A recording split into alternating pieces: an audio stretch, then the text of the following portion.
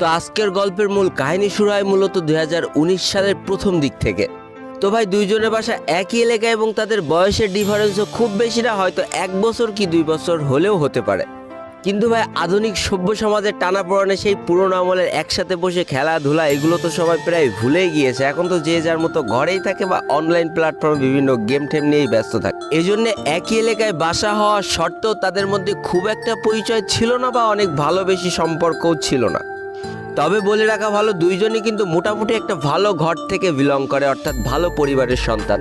তো ভাই আমি কারোর নাম বলবো না, নাম বললে অনেকে হয়তো চিনে ফেলবা, এই জন্য আজকে আমি প্রথম ভাই এবং দ্বিতীয় ভাই বলে দুইজনকে আখ্যায়িত করব।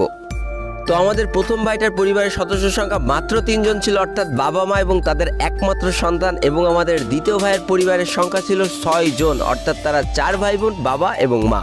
এত বড় একটা পরিবার চালাতে গেলে যে কোনো পরিবার তো মোটামুটি হিমশিম খেয়েই যায়, তবে তারপরেও ব্যাপার না চালিয়ে নেয়, দুই পরিবার খুব স্বাচ্ছন্দ্যভাবে জীবনযাপন করতে থাকে। তো একটা পর্যায়ে যে আমাদের প্রথম যে ভাইটা, সে 2019 সালের প্রথম দিক থেকে আমাদের এই ফ্রি ফায়ার গেমটা খেলা শুরু করে এবং এইভাবে খেলতে গেলে যখন 5-6 মাস পার হয়ে যায় তখন সে মোটামুটি ভালো লেভেলের একটা গেম প্লে করতে শুরু করে। এবং একটা সময় পর প্রথম ভাইটা চিন্তা করে যে তার এখন গ্র্যান্ড মাস্টার পুশ দেওয়া উচিত, অর্থাৎ সে গ্র্যান্ড মাস্টার পুশ দেওয়া শুরু করে।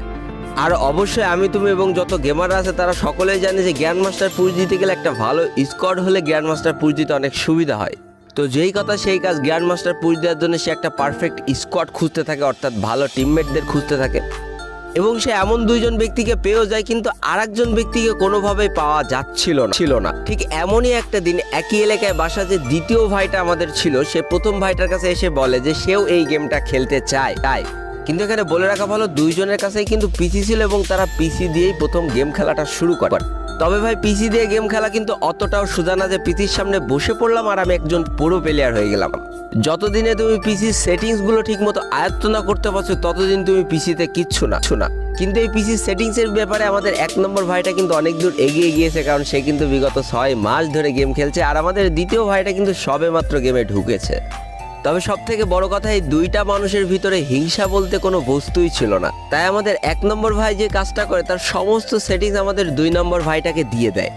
তবে ভাই সেটিংসেই তো আর খেলা ভালো করে দেয় না, নিজের যোগ্যতাও থাকা লাগে। কিন্তু আমাদের 2 নম্বর ভাইটা একেবারেই গেমের ভিতরে নতুন। তবে আমাদের 1 নম্বর ভাইটা সবাইকে অবাক করে দিয়ে বাকি 3 জন টিমমেটের সাথে সেই নতুন ভাইটাকেও নিয়ে নেয় তাদের স্কোয়াডে গ্র্যান্ড মাস্টার পুশ করার জন্য।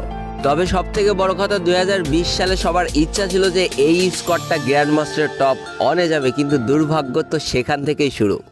যতই হোক স্কোয়াডে একজন দুর্বল প্লেয়ার নিয়ে অন্তত সেই আমলে গ্লোবালে টপ 1 ধরা যেত না। তাই তারা গ্র্যান্ড মাস্টার তো ঠিক উঠতে পেরেছিল, কিন্তু গ্লোবালে টপ ধরতে পারেনি। এটা তাদের সবার মনে একটা ক্ষোভ তৈরি করে। তাই তাদের স্কোয়াডে বাইরের যে 2টা টিমমেট ছিল তারা 2 নম্বর ভাইটিকে বাদ দিয়ে দিতে বলে স্কোয়াড থেকে। 1 নম্বর ভাইটা কেন জানি না ওই দিন 2 নম্বর ভাইটার পক্ষ নিয়ে বলেছিল, না আমি যদি গ্লোবালে উঠি তাহলে এই 2 নম্বর ভাইটাকে নিয়েই উঠবো, তাছাড়া আমি গ্লোবালে যেতে চাই না। আর এটার জন্য তখন তাদের স্কোয়াডটাও ভেঙে যায়। তবে একটা জিনিস কিন্তু মজবুত হয়েছিল, সেটা হচ্ছে এই 2 জনের বন্ধুত্ব।